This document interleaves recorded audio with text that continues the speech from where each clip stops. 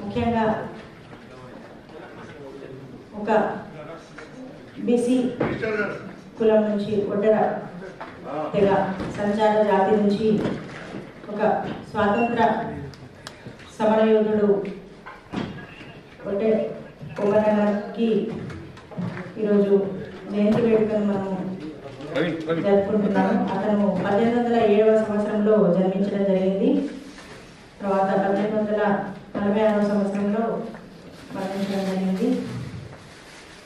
300 ఏళ్ళు పాలించినటువంటి బ్రిటిష్ పరిపాలనలో ప్రతి ఒక్కరు కూడా అప్పుడున్న వారు స్వాతంత్రాన్ని సాధించుకోవడానికి అనేక పోరాటాలను చేయడం జరిగింది.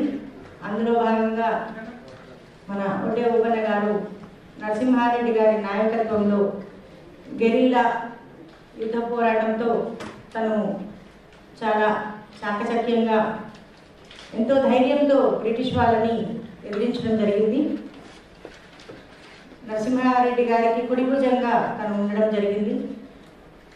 రేనాడు ప్రాంతంలో తను ఒడ్డే సుబ్బన్న సుబ్బమ్మ దంపతులకు జన్మించడం జరిగింది. తర్వాత ఆయన యొక్క ధైర్యాన్ని మనము ఆయనని ధన్యవాదాలు తెలియజేసుకుంటున్నాను. Thank you. ఇంకా